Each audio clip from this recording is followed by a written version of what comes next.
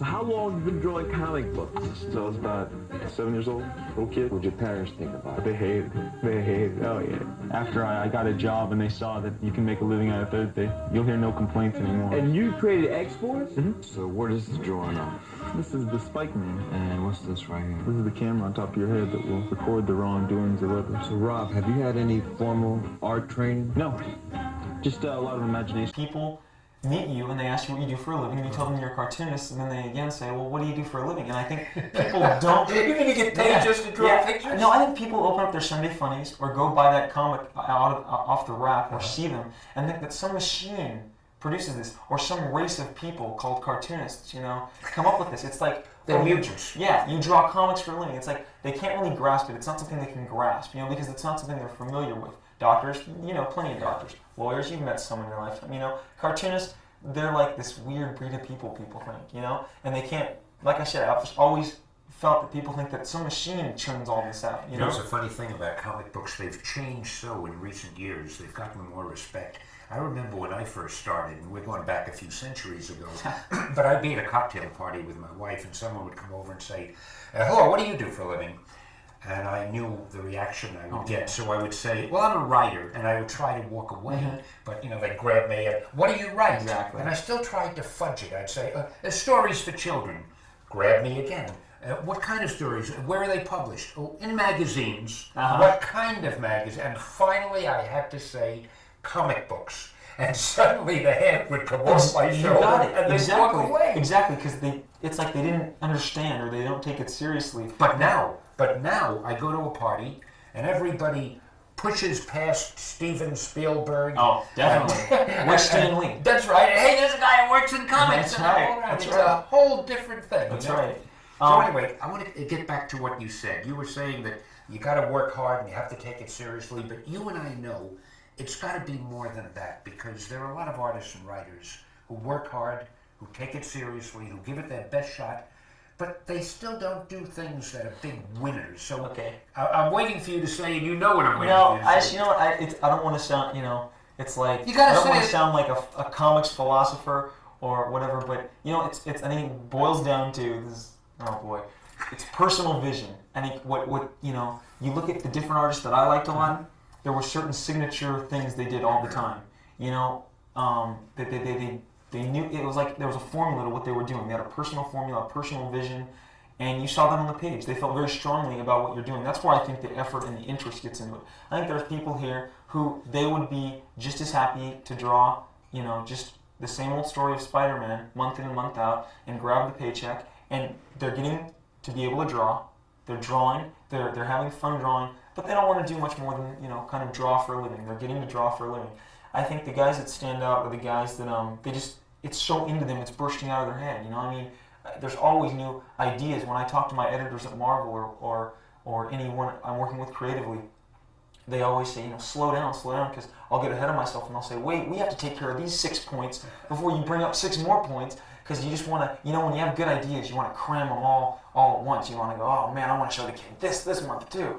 You know, One thing we forgot to mention, you also do your own plots, don't you? Yeah, I do all the plots. So you not only draw the strip, but you come up with the idea for the story. Essentially, it's writing the story. I don't feel that I've ever been like a wordsmith. I mean, I have a tendency to stutter and get, you know, I know, you're doing pretty good now. Yeah, exactly. I hate the idea that you're showing me up, but we'll talk about that later. But anyway, so I figured, why not let somebody who's better with that handle that? And Marvel, so someone else puts in the dialogue and the captions. Yeah. You come up with the basic plot, you draw it, and then somebody puts in the words you read on the page. And you know what, I have no desire. Maybe one day I'll get real, you know, a whole bunch of courage up and put words in their mouth. But I think that would just probably ruin the picture as a whole. Right now, what I'm good at is coming up with plots and creating stories and situations. But if I had to be the guy who put the words in their mouth to talk and speak, it'd be gibberish. Now let me just say something else. If anybody out there is wondering, why are we listening to this man's philosophy? What does he know that's more than anyone else? There's one little fact I forgot to mention, which I think is of more than passing interest. Your newest comic book, X-Force. How many copies would you say it looks like it's going to sell? We're, again, very fortunate. It did very well. I think it sold 3.7 copies, and they sold out, and they had 3.7 what?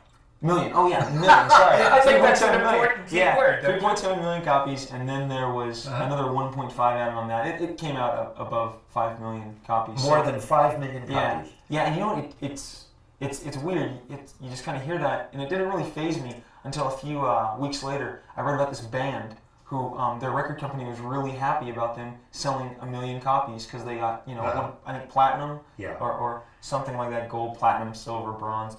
And then you kind of go, wow, that's a lot of comics to sell. You're going uranium. Yeah, whatever. Yeah. But I think it's even more than a lot of comic books. I think that is more than any comic book have ever sold since time began. For now. All right. For now. Oh, well, we'll break your record next week. Oh, and that's and the it'll goal. probably be you Yeah. who breaks it. No. But I mean, it's a phenomenal, fantastic thing to sell that many million comic books. It was a surprise. And that's why I'm listening with rapt attention, and I want to come learn on. what I can You've sold, about what makes if we tallied up everything you've sold, it'd be in the billions. So, Yeah, but it was over 30 years, a lot of issues. yeah, well. It isn't fair to torture the viewers any longer. I mean, sitting here with you this way, it's like I'm with the world's greatest, or one of the world's greatest pianists, and I'm not letting him play the piano. Or I'm with one of the world's great magicians and not letting him do a trick. I mean, here's a guy whose artwork is totally fantastic and phenomenal, and we haven't let you draw yet, and we're going to rectify that right now. How about coming over to that drawing board over there and showing everybody what it is we're talking about? Okay, let's do it. Terrific. All right. I have a feeling that our viewers would probably love to see you create a brand new character in front of their eyes. Okay, Think you're up to it? exclusively on this show. Yeah. Terrific. As a matter of fact, the other day, I'm just going to start right now. How do you start with a new character? What do you think of first? The name? Yeah, the name. I think the name is really important. Kids don't get excited over, Petunia Man or Milkman. That they want the Hulk or Cable or this new name I got for this guy. His name is Die Hard. Die Hard. And it sounds deadly. Sounds deadly. I think the kids would like him. So first of all, we give Well, him Bruce standard. Willis gets after you. Oh, yeah. He'll be a big fan of this character. Okay. So you know you're going to call him Die Hard. Now, once you've got the name, what do you do? I then try and give a visual that goes along with that name. Something like I already said, Die Hard seems to be like a deadly type name. You think of something, Die Hard. Doesn't sound like a cream puff at all. No, exactly. So anyway, we're sitting here and we're drawing him. And I've got about the basics down here, and I'll go to ink right now. I noticed that all these heroic characters, they kind of stand like this, bow-legged with their arms like that, right? Oh, sure. That's showing how tough they are. That's right. How wide they can swing. And I how wonder if far I would look apart. tough if I stood like that. I don't know. Oh, gotta get flex your muscles, Stan. But the drawing sure looked that way. Okay, so... Now, do you, in your mind now, know what he's going to look like? Are you just drawing this according to a picture you've already got in your mind? Yeah, exactly. Something like I said, he'll be a tough guy. And first of all, his face. Gotta Gotta have a face. Yeah, gotta have a face. And this face, leaving this big jet black stripe down the middle here. And it's mysterious. You can't see his face. That's pretty mysterious. And maybe we'll never show his face. So the kids will always wonder, who is this guy? And so there he's got his, in black. Black kind of says something. Maybe we'll make him all black and red or something like that. That's what I like about your drawings. They all make a statement in some way. Okay, and then we're going to name the chest right here. So there's a big black vertical line going down the face between the eyes, covering the nose and where the mouth would be. So right? far. And right now I'm just going to go out and underline and outline what I've kind of got down as his anatomy, his figure. And you put it in very lightly in pencil first, just to give yourself a guide. Yeah, just a guideline.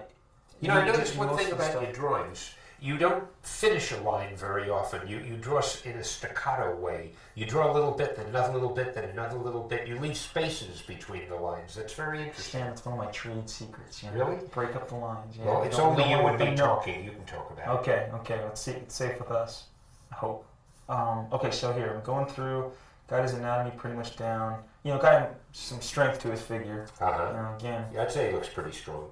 Okay, we're almost done here. We got the legs done. Give him some multiple muscles in his legs. Sometimes, fans go, where do they get all that muscle? They drink their milk every morning. They're strong guys. You'd be okay if you didn't draw so slowly. I think you'd really be. Yeah. I got to draw faster.